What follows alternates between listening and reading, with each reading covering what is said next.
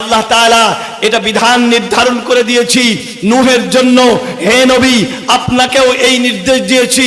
আমি ইব্রাহিমকে, মূসাকে, ঈসাকে এই নির্দেশ দিয়েছিলাম, আন আকিমুদ্দিন, আল্লাহর জমিনে আল্লাহর দ্বীনকে কায়েম করো, ওয়ালা তাতাফাররাকু ফীহি, এই ব্যাপারে মতভেদ করা যাবে না।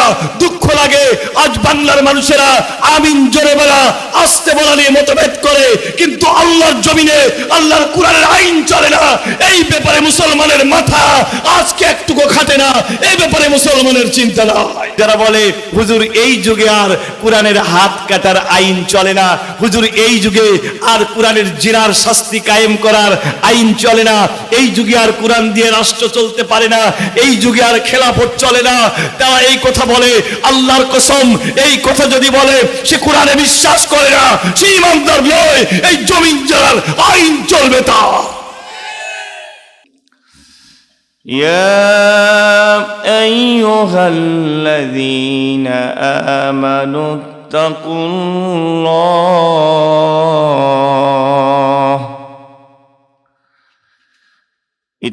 الله حق تقاته ولا تموتن إلا وأنتم مسلمون. وقال تعالى أيضا يا أيها الذين آمنوا اتقوا الله وكونوا مع الصادقين. اللهم صل على محمد وعلى آل محمد كما صليت على إبراهيم وعلى آل إبراهيم إنك حميد مجيد. সবাই পড়ি اللهم بارك على محمد وعلى آل محمد كما باركت على إبراهيم وعلى آل إبراهيم إنك حميد مجيد. الحمد لله. হাজিরিন, আমি আপনাদের সামনে দুটি আয়াত তেলাওয়াত করেছি। তার ভিতরে মেইনলি আমি একটি আয়াত থেকে আজ আলোচনা করব। আয়াতটি সূরাতুত তাওবার 119 নম্বর আয়াত। আল্লাহ তাআলা এখানে দুটি জিনিস বলেছেন, একটা হচ্ছে তাকওয়া আল্লাহ, আল্লাহর ভয়, আরেকটি সত্যবাদীদের সাথী হওয়ার কথা বলেছেন। তাহলে বিষয় আছে কয়টা?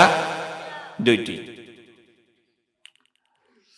আল্লাহ তাআলা বলছেন ইয়া আইয়ুহাল্লাযীনা আমানুত্তাকুল্লাহ ওয়া ইউহিব্বুনাল্লাহ, ফিয়ার আল্লাহ সুবহানাহু ওয়া তাআলা। ওহে যারা ঈমান এনেছো, আল্লাহকে ভয় করো। ভয় করতে হবে কাকে? রবকে না রবকে? আজকে আমাদের রবের ভয়ের চেয়ে রবের ভয় বেশি। এরপরে আল্লাহ বললেন ওয়াকুনু মা'আস সাদিকিন, তোমরা সত্যপন্থী মানুষদের সাথী হও। কার কথা এটা? আজ আমরা সত্যপন্থী মানুষদের সঙ্গী হয়েছি, এজন্য আরেকবার বলি আলহামদুলিল্লাহ। না, এখানে যে মানুষগুলো আছে, এই মানুষগুলো সমাজের সেরা মানুষ না ভাই? বলেন নিঃসন্দেহে। কারণ মধু যেখানে, মৌমাছি সেখানে, কোরআন যেখানে, আল্লাহওয়ালা মানুষেরা সেখানে, গান বাজনা যেখানে, দুষ্ট লোকেরা সেখানে, ঠিক কিনা? আর কিছু লোক আছে দুই জায়গায়, গানেও যায় আবার ওয়াজ মাহফিলেও একটু ঢু মারে, আছে না নাই? এরা হচ্ছে দোদিল বান্দা কালমাচোর। এরা ওই মাছির মতো যে মাছি পায়খানার উপরে পড়ে আবার কাঁঠাল ভাঙলেও ভঁ করে আসে, আছে না নাই? দুই জায়গায় যারা যায়, দুই দিকের সাথে তাল রাখে, তাদেরকে কি বলে? কথা বলেন। মুনাফিকও আমাদের সমাজে আছে না নাই? আল্লাহ রাব্বুল আলামিন তিনি বলছেন ইয়া আইয়ুহাল্লাযীনা আমানু তাকুল্লাহা ওয়া কুনু মা'আস সাদিকিন। জোরে বলি আল্লাহু আকবার। রব্বুল আলামিন বলছেন, ওহে যারা ঈমান এনেছো, আমাদের মধ্যে ঈমান আছে না নাই? যারা বললেন না তাদের মধ্যে কি ঈমান নাই? তাহলে বলেন তো বুক ফুলিয়ে, আমাদের ভিতরে ঈমান আছে না নাই? তাহলে আল্লাহ আমাদেরকেই ডাক দিচ্ছেন, আমাদেরকে ডেকে বলছেন, ওহে যারা ঈমান এনেছো, আল্লাহকে ভয় করো আর সত্যপন্থী মানুষদের সঙ্গী হয়ে যাও। যেখানে মানুষের আল্লাহকে ভয় করে, যেখানে আল্লাহর নাম স্মরণ করা হয়, ওই জায়গায় তোমরা যাও। যেহেতু মজলিসুল ইলমি হিয়া রাউদাতুম মিন রিয়াদিল জান্নাহ, ইলমের মজলিস যেটা, জিকিরের মজলিস যেটা, সেটা জান্নাতের একটি বাগান। এই মুহূর্তে এই মজলিসটা কিন্তু সাধারণ দুনিয়ার কোনো মজলিস নয়, এটা জান্নাতের একটা বাগান। না সুবহানাল্লাহ বাড়িতে গিয়ে বলেন, কিসের বাগান? জান্নাতের বাগানের মধ্যে আমরা বসে আছি। আল্লাহু আকবার। যতক্ষণ থাকবো রহমতের ভিতরে থাকবো। আর আমি মেহমানদেরকেও বলবো, যারা চেয়ারে ছিলেন আপনারা তাড়াতাড়ি চলে আসেন। একান্তই যদি বাড়িতে যান তাহলে যান, চেয়ার এখানে ফাঁকা না রেখে অন্যরা কেউ বসবেন, এটাও মাহফিলের একটা আদব। কি বলেন আপনারা? হ্যাঁ, এটা ফাঁকা থাকলে খারাপ দেখা যায়। ওনারা হয়তো ফিরে আসবেন ইনশাআল্লাহ। প্রিয় ভাইরা, আমরা আজকে দুটি জিনিস আলোচনা করব, একটা তাকওয়া আর একটা সত্যপন্থীদের সঙ্গী হওয়ার ব্যাপার। তাকওয়া এমন একটি জিনিস, যেই জিনিস মানুষকে সবচাইতে বেশি জান্নাতে প্রবেশ করাবে। রাসূল করিম সাল্লাল্লাহু আলাইহি সাল্লাম বলেন, আকসারু মা ইদখিলুন নাসাল জান্নাতা তাকওয়াল্লাহি ওয়াল হুসনুল খুলক। দুটি জিনিস মানুষকে সবচাইতে বেশি জান্নাতে প্রবেশ করাবে। তার প্রথমটি হচ্ছে আল্লাহর ভয়, আর দ্বিতীয়টি হচ্ছে উত্তম চরিত্র। তাহলে মানুষকে সবচাইতে বেশি জান্নাতে প্রবেশ করাবে কোন জিনিস বলেন তো ভাই? তাকওয়া, আল্লাহর ভয়। আল্লাহ রাব্বুল আলামিন অন্য আয়াতে বলেন, ইয়া আইয়ুহাল্লাযীনা আমানু তাকুল্লাহা হাক্কা তুকাতিহি ওয়া লা তামুতুন্না ইল্লা ওয়া আনতুম মুসলিমুন। দুই হাত তুলে সবাই বলেন আল্লাহু আকবার। আরেকবার চিৎকার দিয়ে বলেন আল্লাহু আকবার। এটা কার কথা? রব্বুল আলামিন বলেন, ইয়া আইয়ুহাল্লাযীনা আমানু, ওহে যারা ঈমান এনেছো, আল্লাহকে ভয় করো সত্যিকার ভাবে। সত্যিকার অর্থে আল্লাহকে ভয় করো, আর মুসলমান না হয়ে তোমরা মরো না। কে বলেছেন? আল্লাহ আমাদের নিষেধ করলেন মুসলমান না হয়ে মরতে। তাহলে মরণ কি আমার হাতে? মরণ তো আমার হাতে না। তাহলে আল্লাহ যে আমাকে মুসলমান না হয়ে মরতে নিষেধ করলেন, এর মানে কি? এর মানে হচ্ছে সব সময় মৃত্যুর জন্য তৈরি হতে হবে, তৈরি থাকতে হবে। কারণ যে কোনো সময় মালাকুল মউত এসে যেতে পারে। ইযা জাআ আজালুহুম লা ইস্তাখিরুনা সাআতাও ওয়া লা ইস্তাকদিমুন। আল্লাহু আকবার। রব্বুল আলামিন বলেন, মরণের চিঠি যখন আসবে, মরণের সময় যখন হয়ে যাবে, একটু আগেও আসবে না, একটু পরেও আসবে না, যথা সময় মালাকুল মউত হাজির হয়ে যাবে। ঠিক কিনা? এই জন্য আল্লাহ বললেন, বান্দা সব সময় মরণের জন্য তৈরি থাকো আল্লাহর ভয়ের মাধ্যমে, আল্লাহকে ভয় করার মাধ্যমে। তাকওয়া যারা অর্জন করবে আল্লাহ তাদের জন্য জান্নাতুল ফেরদাউস রেডি করে রেখেছেন। সুবহানাল্লাহ বলি। আল্লাহ তাআলা বলেন, ইন্নাল্লাযীনা আমানু ওয়া আমিলুস সালিহাতি কানাত লাহুম জান্নাতুল ফিরদাউসি নুজুলা। যারা ঈমান আনবে, নেক আমল করবে, তাদের জন্য আমি আল্লাহ তাদের মেহমানদারি স্বরূপ জান্নাতুল ফিরদাউস দান করব। শুধু এত গেল পরকালের কথা। তাকওয়া হলে আর কি হবে? রব্বুল আলামিন বলেন, ওয়ালাউ আন্না আহলাল কুরা আমানু ওয়াত্তাকাউ লাফাতাহনা আলাইহিম বারাকাতিম মিনাস সামাই ওয়াল আরদ। রব্বুল আলামিন বলেন, জনপদের লোকেরা যদি ঈমান আনে এবং আল্লাহকে ভয় করে চলে, আমি আকাশ আর জমিনের সমস্ত বরকতের দুয়ারগুলো খুলে দেব। আল্লাহকে ভয় করে চলবেন, অভাব হবে না। আল্লাহ বলেন, আমি বরকতের দুয়ারগুলো খুলে দেব। সৌদি আরবের লোকেরা আল্লাহকে ভয় করে চলে, তারা তাওহীদ অবলম্বন করে, শিরক ছেড়ে দিয়েছে। সৌদি আরবের লোকেরা কোরআনের শাসন কায়েম করেছে। আল্লাহ তাআলা ওই দেশে মাটির নিচে তেলের খনি দান করেছে, সোনার খনি দান করেছেন। আল্লাহর ওয়াদা কি মিথ্যা হতে পারে? আমাদের বাংলাদেশে এই ধরনের খনি আছে না নাই? আছে, কিন্তু তোলার মতো মেশিন নাই। মাঝে মাঝে আমাদের দেশে এই ধরনের খনি দেখা যায়। আল্লাহ দেখার একটু স্যাম্পল, যদি তোমরা তাকওয়া অবলম্বন করো আমি এরকম আরো দেব, আর যদি তাকওয়া ছেড়ে দাও তোমাদের তেল বের করে দেব। কথা বলেন। আমরা তাকওয়া অর্জন করতে চাই ইনশাআল্লাহ বলি। আমার কথাগুলো ধারাবাহিক থাকবে, আলোচনাগুলো একটু যদি মনোযোগ দেন। এখন প্রশ্ন হচ্ছে, তাকওয়া কি? এটা তো জানতে হবে, তাই না ভাই? তাকওয়া কি এটা আমরা অনেক সময় জানি না, আমরা বুঝি না। আমাদের দেশে যদি কাউকে বলা হয় যে মুত্তাকি মানুষকে বের করো, তো আমরা দেখি এলাকার ভিতরে সবচাইতে বেশি দাড়ি লম্বা কোন মানুষটার আছে, মাথায় টুপি আছে কিনা, পাগড়ি কয় হাত পরেছে, লোকটার হাতে তাসবিহ আছে কিনা, এইগুলো আমাদের কাছে মূল্যায়নের মূল মাপকাঠি হয়।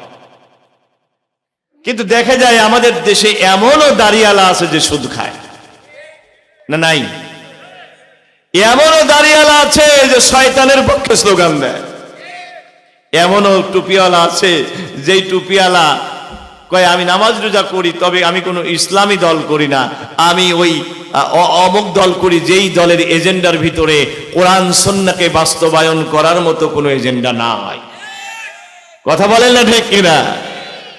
এই জন্য তাকওয়া নিয়ে আমাদের সমাজের ভিতরে বিভ্রান্তি আছে। আজ আমরা আপনাদের কথা দিচ্ছি, কোরআন সুন্নাহর বাইরে আমি কথা বলবো না। আমরা কোরআন এবং হাদিসের আলোকে জানবো তাকওয়া কাকে বলে, মুত্তাকি কাদেরকে বলে, এবং আল্লাহ কাদের সঙ্গে থাকতে বলেছেন, সাদিকিন কারা, কারা সত্যপন্থী মানুষ, সেই আলোচনা আজকে হবে। আমরা সবাই কি শেষ পর্যন্ত থাকবো ইনশাআল্লাহ? প্রিয় হাজিরিন, তাহলে তাকওয়া কাকে বলে এর জবাব দেবেন কে? আল্লাহ রাব্বুল আলামিন সূরা বাকারার মধ্যে বলেন, ইয়া আইয়ুহাল্লাযীনা আমানুত্তাকুল্লাহা ওয়া যারু মা বাকিয়া মিনার রিবা ইন কুনতুম মুমিনিন। রব্বুল আলামিন বলছেন, ও হে যারা ঈমান এনেছো, আল্লাহকে ভয় করো, সুদের পাওনা ছেড়ে দাও। আল্লাহু আকবার। ইন কুনতুম মুমিনিন, যদি তোমরা মুমিন হয়ে থাকো। আল্লাহ তাআলা বুঝলেন তাকওয়া তো পরের জিনিস। একজন ঈমানদার কখনো সুদি কারবার করতে পারে? রাসূল বলেন সুদের 36টা গুনাহ রয়েছে, আর সবচাইতে ছোট গুনাহ নিজের মায়ের সঙ্গে জিনায় লিপ্ত হওয়া। নাউযুবিল্লাহি মিন যালিক। আমাদের সমাজে এমনও লোক আছে সুবহানাল্লাহ 300 বার, আলহামদুলিল্লাহ 400 বার, আবার সুদের টাকা 500। আর এদিকে নাই, বগুড়া আছে, পাবনায় আছে, এদিকে আমার ধারণা আছে আলে হাদিসের এলাকায় একটু হয়তো কম আছে, হ্যাঁ এদিকেও আছে। একজন মুরব্বী বলছে বেশি। অনেকে আছে সুদ খায় না তবে সুদ দেয়। সুদ দেওয়া মনে হয় জায়েজ নাকি? সুদ দেওয়া কি? লাআনা রাসূলুল্লাহ সাল্লাল্লাহু আলাইহি ওয়াসাল্লাম আকিলার রিবা ওয়া মুকিলাহু ওয়া কাতিবাইহি ওয়া শাহিদাইহি। আল্লাহর নবী 4 শ্রেণীর মানুষকে সুদের কারণে লানত দিয়েছেন। বলেন কয় শ্রেণী? 1 নাম্বার যারা শুধু খায়, 2 নাম্বার যারা সুদ দেয়। বলেন তো আমাদের সমাজে সুদী ব্যাংক, আশা, গ্রামীণ ব্যাংক, সোনালী জনতা ইত্যাদি ব্যাংকের সাথে কারবার করা মুসলমান আছে না নাই? ও কাতিবাইহি যারা সুদ লেখে, সুদী ব্যাংকে চাকরি করে, ও শাহিদাইহি যারা সুদের সাক্ষী থাকে। আল্লাহ রাসূল বলেন এই 4 শ্রেণীর প্রতি লানত দিয়েছেন আমার আল্লাহ। তাহলে বোঝা গেল 1 নাম্বার তাকওয়াবান হতে গেলে হারাম বর্জন করতে হবে, ঠিক কিনা? বিশ্বনবী বলেন লা ইয়াদখুলুল জান্নাতা জাসাদুন ক্বাদ গুযিয়া বিল হারাম। ওই দেহ জান্নাতে যাবে না যেই দেহ হারাম রক্ত দিয়ে কেনা তৈরি হয়েছে। আল্লাহর নবী আরেকটা হাদিসের মধ্যে এভাবে বলছেন সুম্মা যাকারা রাজুলুন ইয়াতুলুস সাফরা ওয়া ইয়ামুদ্দু ইয়াদাইহি ইলাস সামা ওয়া হুয়া ইয়াকুলু ইয়া রাব্বি ওয়াকাদ মালবাসুহু হারামুন ওয়া মাশরাবুহু হারামুন ওয়াকাদ গুযিয়া বিল হারাম। আল্লাহর নবী একটা লোকের দৃষ্টান্ত দিচ্ছেন, যেই লোকটি লম্বা সফর করেছে, সফর হালাতে দোয়া করছে। বলেন তো সফর হালাতে দোয়া করলে দোয়া কবুল হওয়ার সম্ভাবনা কম না বেশি? নবীজি বলেন লোকটি সফর করেছে, ওয়ামুদ্দু ইয়াদাইহি ইলাস সামা, আকাশের দিকে 2টা হাত তুলেছে। হাত উত্তোলন করলে দোয়া কবুল হওয়ার সম্ভাবনা বেড়ে যায়। আল্লাহর নবী বলেন কিভাবে তার দোয়া কবুল করা হবে? মালবাসুহু হারামুন, তার গায়ের পোশাকটা হারাম, ওয়া মাতআমুহু হারামুন, তার খাদ্যগুলো হারাম, ওয়াকাদ গুযিয়া বিল হারাম, তার রক্ত চর্বিগুলো হারাম দিয়ে তৈরি। আমার আল্লাহ তাআলা সব কবুল করেন কিন্তু হারাম দেহের ইবাদত কবুল করেন না। এই জন্য ভাইরা যতই বুজুর্গপনা দেখেন না কেন, যদি আপনার ভিতরে হারাম রক্ত থাকে, আপনার যদি হারাম কারবার থাকে, জিন্দেগিতেও মুত্তাকি হওয়ার দাবি করতে পারবেন না। অতএব তাকওয়াবান হতে গেলে সর্বপ্রথমে ইনকামকে হালাল করতে হবে, ঠিক কিনা? ইবাদত কবুল হওয়ার জন্য কয়েকটা শর্ত আছে। 1 নাম্বার শর্ত, ইবাদত হতে হবে কেবল আল্লাহর জন্য, না লোক দেখানোর জন্য। কার জন্য? 2 নাম্বার শর্ত, ইনকাম হালাল হতে হবে। আর 3 নাম্বার শর্ত, ইবাদত হতে হবে রাসূলের তরিকায়। নবীর তরিকা বাদ দিয়ে বিদআতি তরিকায় ইবাদত কবুল হবে না। কথা বলেন? তাহলে এই শর্তগুলোর মধ্যে যদি কোনো একটা না পাওয়া যায়, ইবাদত কবুল হবে না। তাকওয়াবান হতে গেলে প্রথমে আপনাকে ইনকাম হালাল করতে হবে, নাম্বার 1। আল্লাহ রাব্বুল আলামিন অন্য আয়াতে বলছেন ইয়া আইয়ুহাল্লাযীনা আমানু তাকুল্লাহা ওয়াল তানজুর নাফসুম মা قدمت لغد واتقوا الله إن الله خبير بما تعملون।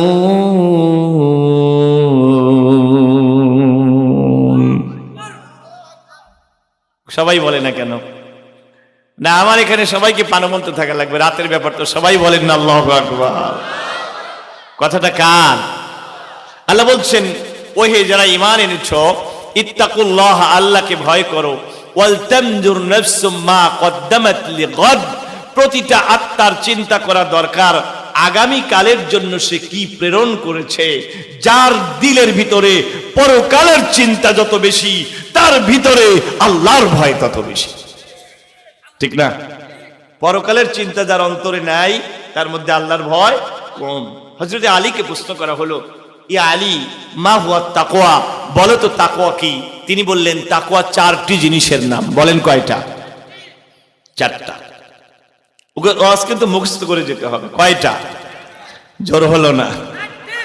নির্বাচন নাই তো, আপনারা ছিল মিছিল ভুলে গেছেন। আরো জোরে, কয়টা জিনিসের নাম? এক নাম্বার আল খাউফু মিনাল জালিল। তাকওয়ার প্রথম হচ্ছে আল্লাহর ভয়। কার ভয়? দুই নাম্বার ওয়াল কানাতু বিল কালিল, অল্পে তুষ্টি। একজন মুত্তাকি মানুষ কোনোদিন দুনিয়ার পাগল হতে পারে না, ঠিক কিনা বলেন? একজন মুত্তাকি জানে এখানে আমরা সবাই মুসাফির হয়ে এসেছি, সবাই আল্লাহর কাছে যাব। কহি আগে রওয়ানা হয়, কহি পিছে রওয়ানা। কেউ আগে যাব, কেউ পরে যাব, কিন্তু যেতে হবেই। একজন মুত্তাকির দিলের ভিতরে দুনিয়া নিয়ে অল্পে তুষ্টি আছে।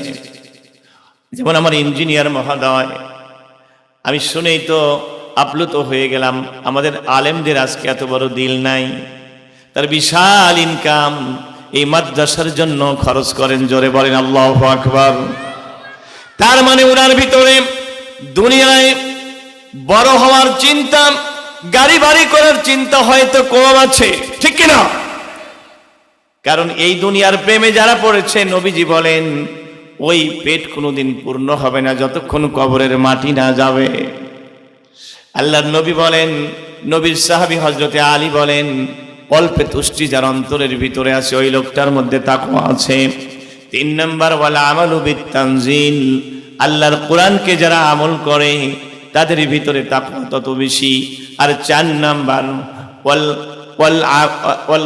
আমালু বিত্তানজিল ওয়াল ইস্তিদাদু লিয়াউমির রাহিল, আর যে ব্যক্তি পরকালের জন্য যত বেশি প্রস্তুতি নেয়, তার অন্তরের ভিতরে আল্লাহর ভয় তত বেশি। প্রিয় হাজিরিন, আপনাদের কি কষ্ট হচ্ছে? আমরা আরেকটু আলোচনা চালাই ইনশাআল্লাহ। এইভাবে আল্লাহ রাব্বুল আলামিন অন্য আয়াতে তাকওয়ার পরিচয় দিচ্ছেন, ইয়া আইয়ুহাল্লাযীনা আমানু তাকুল্লাহা ওয়াবতাগু ইলাইহিল ওয়াসিলাতা ওয়াজাহিদু ফি সাবিলিহি লাআল্লাকুম তুফলিহুন। রব্বুল আলামিন বলেন, ওহে ঈমানদারেরা, আল্লাহকে ভয় করো আর আল্লাহর কাছে যাওয়ার জন্য তোমরা ওসিলা অবলম্বন করো। এখানে মনে করবেন না ওসিলা মানে পিঠ ধরা। আমাদের সমাজে অনেকেই এই আয়াতটাকে পিঠ ধরার জন্য কাজে লাগায়, ঠিক কিনা বলেন? এখানে ওসিলা মানে হচ্ছে, ওসিলাটা কি এটার ব্যাখ্যায় তাফসীরে ইবনে সাদির মধ্যে দেখলাম, ওসিলা হচ্ছে এক নাম্বার অন্তরের ইবাদত। অন্তরের ইবাদতের মধ্যে আছে তাওয়াক্কুল, আল্লাহর উপরে ভরসা, রিদা বিল কাদা, আল্লাহর ফয়সালার উপরে সন্তুষ্টি, আল্লাহর ধ্যান, জিক্রুল্লাহ, আল্লাহর স্মরণ, আল্লাহর চিন্তা। আর দুই নম্বরে আছে বাদানিয়া, শারীরিক ইবাদত, নামাজ, রোজা, হজ, যাকাত, এইগুলোকেই ওসিলা বলা হয়েছে। আল্লাহ রাব্বুল আলামিন বলেন, শুধু নিজে বাঁচলে হবে না, ওয়াজাহিদু ফি সাবিলিহি, আর আল্লাহর দ্বীনকে আল্লাহর জমিনে প্রতিষ্ঠা করার জন্য চেষ্টা করো। এর নাম হচ্ছে তাকওয়া। সুবহানাল্লাহ। আমাদের মধ্যে অনেকেই আছে ব্যক্তিগত লেভেলে সে ইসলাম মানে, কিন্তু আল্লাহর জমিনে আল্লাহর দ্বীন প্রতিষ্ঠা করার জন্য চেষ্টা করে না। এই লোকটাও পরিপূর্ণ তাকওয়ার ভিতরে নাই। কারণ তার অন্তরে যদি তাকওয়া থাকতো তাহলে সে নিজে বাঁচলে শুধু যথেষ্ট মনে করতো না, আল্লাহর বান্দারা জাহান্নামী হয়ে যাচ্ছে, তার দিলের ভিতরে কান্না তামান্না থাকতো। যারা মানুষকে জাহান্নামের পথ থেকে বাঁচাতে চায় এই লোকটার ভিতরে আল্লাহর ভয় বেশি। আল্লাহু আকবার বলেন, ঠিক কিনা বলেন? আল্লাহ সূরা আসরের ভিতরে বলছেন, ওয়াল আসর ইন্নাল ইনসানা লাফি খুসর, বাই টাইম, সময়ের কসম, ম্যান ইজ ইন লস, মানুষেরা ক্ষতির ভিতরে আছে, কেবল ওই লোকেরা ছাড়া যাদের ভিতরে চারটি গুণ আছে, ইল্লাল্লাযীনা আমানু ওয়া আমিলুস সালিহাত, যারা ঈমান এনেছে, নেক আমল করেছে, ওয়া তাওয়াসাউ বিল হাক্কি, হকের দাওয়াত দিয়েছে, ওয়া তাওয়াসাউ বিস সাবরি, এবং যারা ধৈর্যের উপদেশ দান করেছে। তাহলে ক্ষতি থেকে বাঁচতে গেলে মানুষকে হকের কথা বলতে হবে, ইসলামের দাওয়াত দিতে হবে। কথা বলেন ঠিক কিনা?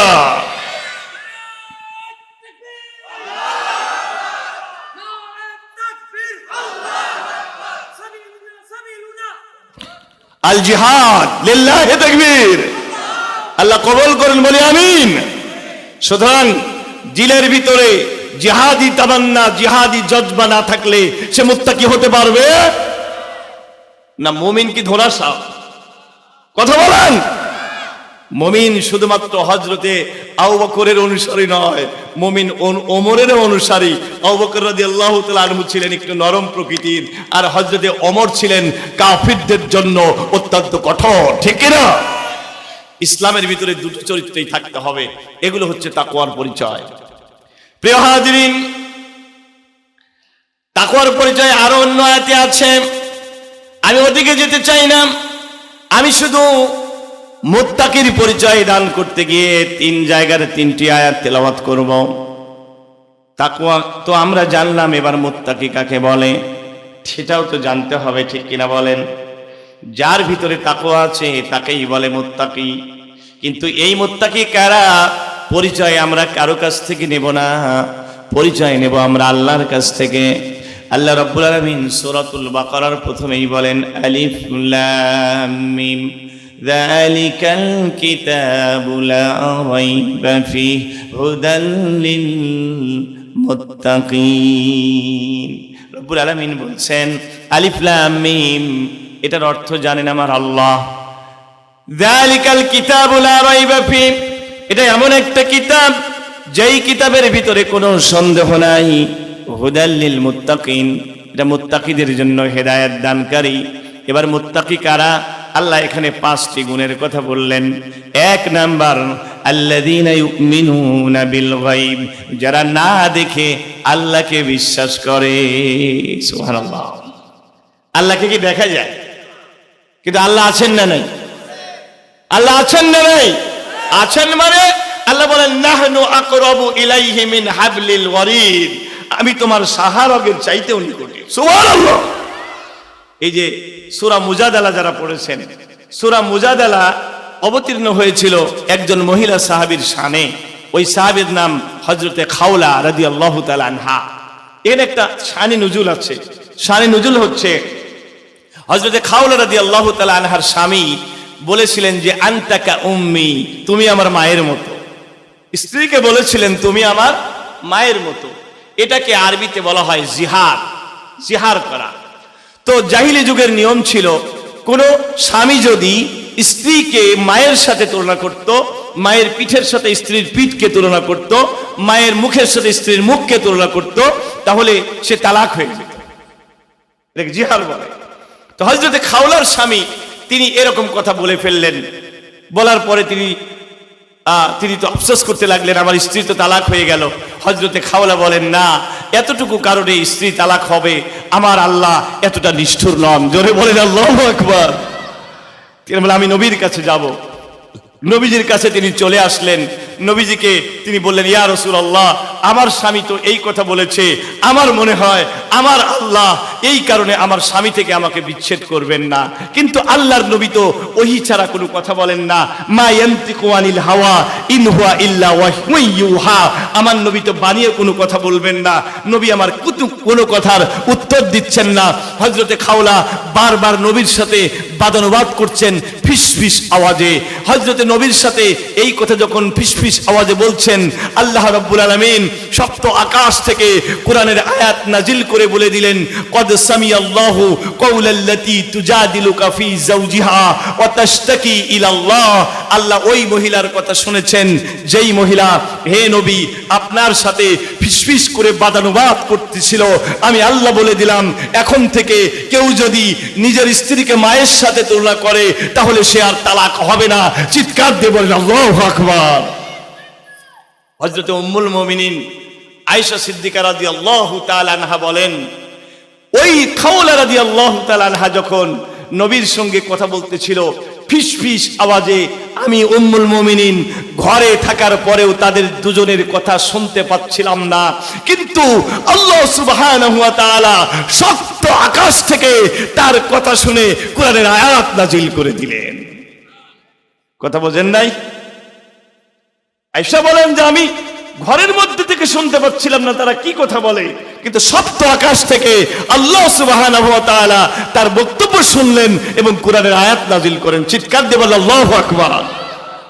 নাহনু আকরাবু ইলাইহি মিন হাবলিল ওয়ারিদ। সুবহানাল্লাহ, জোরে বলেন না সুবহানাল্লাহ।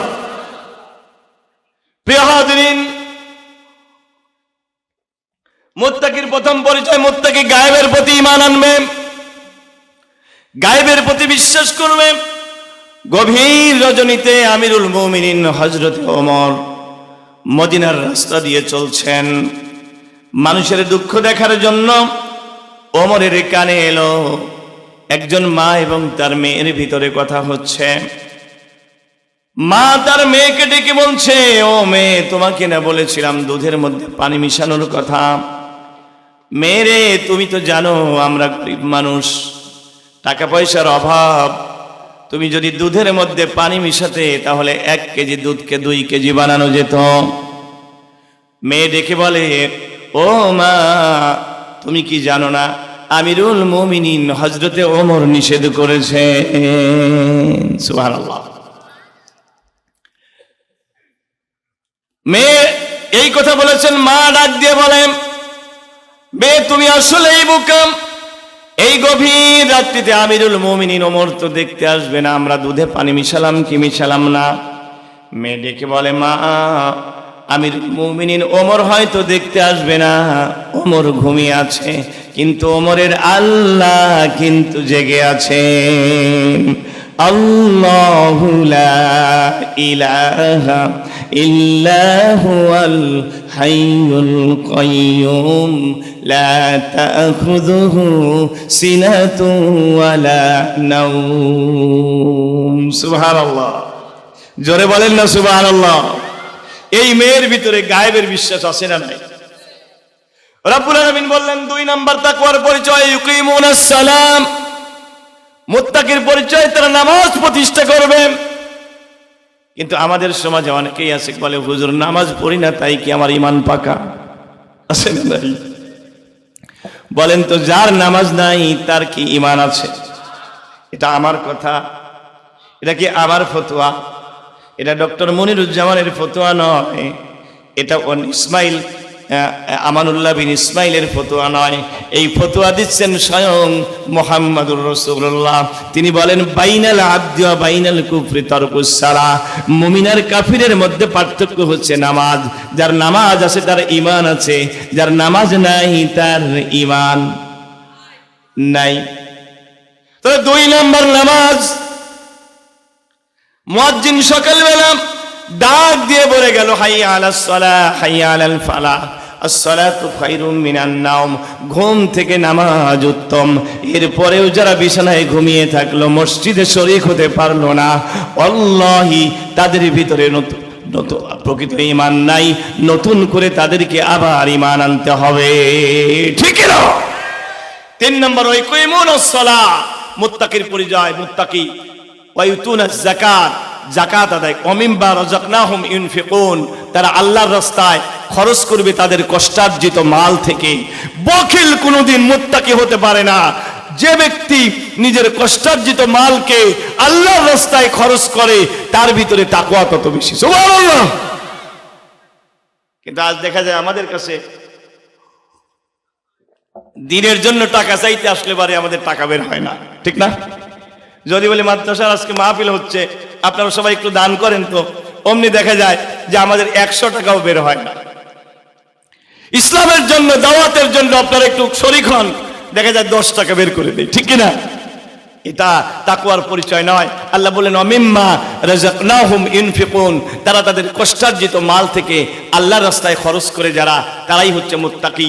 এরপরে আল্লাহ রাব্বুল আলামিন বললেন ওয়াল্লাযীনা ইউমিনুনা বিমা উনজিলা ইলাইকা ওয়া মা উনজিলা মিন ক্বাবলিক, হে নবী, আপনার প্রতি যেই কিতাব নাজিল করেছি এই কিতাবে যারা বিশ্বাস করে, আপনার পূর্বের কিতাবে যারা বিশ্বাস করে, তারাই হচ্ছে মুত্তাকি।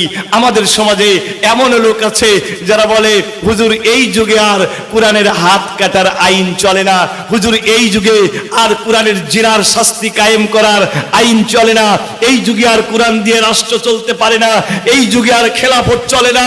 তারা এই কথা বলে, আল্লাহর কসম এই কথা যদি বলে সে কোরআনে বিশ্বাস করে না, সে ইমানদার নয়। এই জমিন যার আইন চলবে তা নাকি কোন ভেজাল আছে?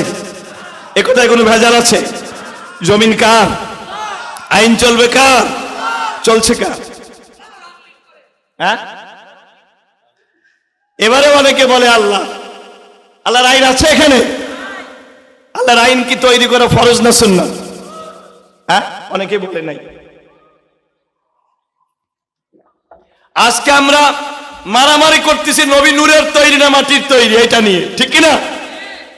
আজ দ্বন্দ্ব ফসাদ করতেছি আমরা, হাত এখানে বাঁধবো না এখানে বাঁধবো, না নাভির নিচে বাঁধবো, আমিন আস্তে বলবো না জোরে বলবো, অথচ এগুলো সবই মুস্তাহাব পর্যায়ের আমল। অথচ আল্লাহ রাব্বুল আলামিন সূরাতুশ শূরার ভিতরে বলেন শারা আলাকুম মা ওয়াসসা বিহি নূহা ওয়াল্লাযী আওহাইনা ইলাইকা ওয়া মা ওয়াসসা বিহি ইব্রাহিমা ওয়া মূসা ওয়া ঈসা আন আকিমুদ্দীন ওয়া লা তাতাফাররাকু ফীহি। আল্লাহ বললেন আমি আল্লাহ তাআলা এটা বিধান নির্ধারণ করে দিয়েছি নূহের জন্য, হে নবী আপনাকেও এই নির্দেশ দিয়েছি। আমি ইব্রাহিমকে, মূসাকে, ঈসাকে এই নির্দেশ দিয়েছিলাম আন আকিমুদ্দীন, আল্লাহর জমিনে আল্লাহর দ্বীনকে কায়েম করো, ওয়া লা তাতাফাররাকু ফীহি, এই ব্যাপারে মতভেদ করা যাবে না। দুঃখ লাগে আজ বাংলার মানুষেরা আমিন জোরে বলা আস্তে বলা নিয়ে মতভেদ করে, কিন্তু আল্লাহর জমিনে আল্লাহর কোরআনের আইন চলে না। এই ব্যাপারে মুসলমানের মাথা আজকে একটুকু খাটে না, এই ব্যাপারে মুসলমানের চিন্তা নাই। তাহলে গোটা কোরআন শরীফের প্রতি আমল করতে হবে, কথা বলেন ঠিক কিনা? নাকি অর্ধেক? হ্যাঁ, অর্ধেক না পুরাটা? আচ্ছা দেখেন, আমরা দুনিয়ায় কোনো কাজ কিন্তু অর্ধেক করি না। কেউ যদি ঘরের ভিতরে এক পা দেয়, এক পা বাইরে থাকে, এই লোকটা কি ঘরে ঢুকেছে? আপনারা আমার কথা কি বুঝতে পারতেছেন? ঘরের মধ্যে এক পা বাইরে এক পা, এ লোকটা ঘরে না বাইরে? আচ্ছা, ঘরেও না বাইরেও না, মাঝামাঝি, ঠিক কিনা? আমরা যখন মশারি টাঙাই তখন কি আমরা পুরাটাই টাঙাই না অর্ধেক টাঙাই? একটু যদি বালিশের কাছে ফাঁক রাখেন, বলেন তো মশা ওই দিক দিয়ে ঢুকবে না? আমরা যখন ভাত খাই তখন কি অর্ধেক খাই আর বলি যখন কাজের চাপ আসে পরে অর্ধেক খাবো, তাই করি না পুরাটা করি? আচ্ছা, আমরা যখন পেশাব পায়খানা করি তখন মনে হয় বলি যে এখন তো কাজের চাপ, অর্ধেক করে গেলাম বাকি অর্ধেক পরে করব, এটাই করি না পুরাটাই করি? তাহলে ঘরে ঢুকি পুরাটা, ভাত খাই পুরাটা, মশারি টাঙাই পুরাটা, পেশাব পায়খানা পুরাটা। বলেন তো বাংলার মানুষেরা ইসলাম মানার সময় পুরাটা না অর্ধেকটা করা লাগবে? পুরাটা। কিন্তু এখন তো আমাদের অর্ধেকও নাই, আমাদের শিখিও নাই, কথা বলেন। তাহলে এই জমিনে আল্লাহর আইন, কোরআনের আইন কার্যকর করা দরকার আছে না নাই? এটাকে সুন্নাত না নফল? কি বলেন? রব্বুল আলামিন বলেন ওয়ামান লাম ইয়াহকুম বিমা আনজালাল্লাহু ফাউলাইকা হুমুল কাফিরুন। আল্লাহ অন্য আয়াতে বলেন ফাউলাইকা হুমুজ জালিমুন। আল্লাহ অন্য আয়াতে বলেন ফাউলাইকা হুমুল ফাসিকুন। আল্লাহ বলেন আল্লাহর এই জমিনে যারা আল্লাহর বিধানকে কার্যকরণ করে না তারা জালিম, তারা কাফির, তারা ফাসিক। বলেন তো আমরা কি জালিম হতে চাই? আমরা কি ফাসিক হতে চাই? আমরা কি কাফের হতে চাই? তাহলে আগামীর বাংলাদেশে ইসলামের পক্ষে থাকতে আমরা রাজি আছি? রাজি আছি না নাই? অনেকে দ্বন্দ্ব করে, হুজুর গণতন্ত্র এটা তো ইসলামে জায়েজ নাই। কথা বোঝার চেষ্টা করেন ভাইরা, গণতন্ত্রের সাথে ইসলামের কিছু পার্থক্য রয়েছে, আবার কিছু মিলও আছে, আছে না নাই? গণতন্ত্র আব্রাহাম লিঙ্কন যেমন বলেছেন, by the people, for the people, of the people, জনগণের সরকার, জনগণের দ্বারা তৈরি সরকার এবং জনগণের কল্যাণের সরকার। এখানে আব্রাহাম লিঙ্কন বলেছে জনগণ চাইলে আইন পরিবর্তন করতে পারবে, মন গড়া আইন বানাতে পারবে, কিন্তু আল্লাহর কোরআন বলে আলা লাহুল খালকু ওয়াল আমর, সৃষ্টি যার, আইন চলবে তার, জনগণের আইন চলবে না। জোরে বলেন আল্লাহু আকবার। এখানে আব্রাহাম লিঙ্কনের সাথে ইসলামের দ্বিমত আছে, কিন্তু আবার আল্লাহ রাব্বুল আলামিন বলেছেন ওয়া আমরুহুম শুরা বাইনাহুম, মুসলমানদের কাজ হয় পরস্পর পরামর্শ ভিত্তিক ভাবে তারা কাজ করে। আল্লাহর কোরআন বলেছে ওয়াশাবিরহুম ফিল আমরি, তোমরা পরামর্শ করে কাজ করো। এইখানে গণতন্ত্রের সাথে ইসলামের মিল আছে, কারণ গণতন্ত্র সরকার মানুষের মতের ভিত্তিতে সরকার গঠিত হয়। সুতরাং এই নিয়ে আমরা বেশি ডিবেট করব না, আমরা বলো যেমন ভাবে আসুক, ইসলাম যদি এসে যায় আমরা ইসলামের পক্ষে থাকব। যদি দ্বন্দ্ব না করে, মারামারি না করে, জিহাদ যদি আমাদের যুদ্ধ না করে, গণতন্ত্রের পক্ষেই যদি ইসলাম আসে, আমরা তার মাধ্যমে ইসলাম কায়েম করতে চাই। কথা বলেন না ঠিক কিনা? এর মাধ্যমে যদি ইসলাম কায়েম করার সুযোগ থাকে তাহলে আমরা দ্বন্দ্ব করব কেন? আমরা ভোটের ভিতর দিয়েই ইসলামকে কায়েম করতে চাই। সামনে আমাদের এই সুযোগ আছে না নাই? আছে না নাই? নাকি এই সুযোগকে আমরা কাজে না লাগিয়ে আগে যেমন একবার বাবার আইন কার্যকর করছিলাম, এবার কি ভাবির আইন কার্যকর করব? বরং যারা ইসলামের কথা বলে, যারা আমরা বলি, আল্লাহ বলেছেন ওয়াতাসিমু বিহাবলিল্লাহি জামিআ ওয়ালা তাফাররাকু, তোমরা আল্লাহর রশিকে শক্তভাবে আঁকড়ে ধরো, পরস্পর তোমরা মতভেদ করো না। এজন্য আজ আমরা কে হানাফি, কে আহলে হাদিস, কে সুন্নি, কে শিয়া, আজকে আমরা কে পীর সাহেবের তরিকায়, কে তাবলীগ, কে কওমি, কে আলিয়া, এটা ভুলে গিয়ে আগামীর বাংলাদেশে সুযোগ আসতে পারে কোরআনের পক্ষে আমরা রায় দেব। কারা কারা রাজি আছেন আল্লাহকে হাত তুলে দেখান। আল্লাহ কবুল করুন বলি আমিন। কারণ ইসলাম বলেছে মুত্তাকি হতে গেলে কোরআনের উপরে পরিপূর্ণ আমল করতে হবে। আর 4 নাম্বার অবিল আখিরাতি হুম ইউকিনুন, আখিরাতের প্রতি সত্যিকারের বিশ্বাস থাকা লাগবে। আল্লাহ তাআলা আমাদেরকে সত্যিকার মুত্তাকি হওয়ার তৌফিক দান করেন। আমিন বলি, আরো জোরে বলি আল্লাহুম্মা আমিন। আজকে তাহলে আমরা কথাকে যদি সার করি, সংক্ষেপ করি, আমরা তাকওয়া নিয়ে আলোচনা করেছি এবং মুত্তাকির পরিচয় নিয়ে আলোচনা করেছি, তাকওয়ার পরিচয় নিয়ে আলোচনা করেছি। বলেন তো তাকওয়া কোন জায়গায় থাকে? সবাই বলেন কোথায় থাকে? অন্তরে। তাকওয়া কি দেখা যায়? তাকওয়া দেখেন কে? আল্লাহ। আর একটা উত্তর দেন আপনারা, বান্দারা সব চাইতে কোন কারণে বেহেশতে বেশি যাবে? তাকওয়ার কারণে। এই তাকওয়া অর্জন করতে গেলে 1 নাম্বার কাজ হচ্ছে গুনাহ থেকে বাঁচতে হবে। কি করতে হবে? সব রকমের গুনাহ থেকে বাঁচতে হবে এবং আল্লাহর কোরআনকে জীবনের সব জায়গায় আমল করতে হবে। আল্লাহ আমাদের তৌফিক দান করেন।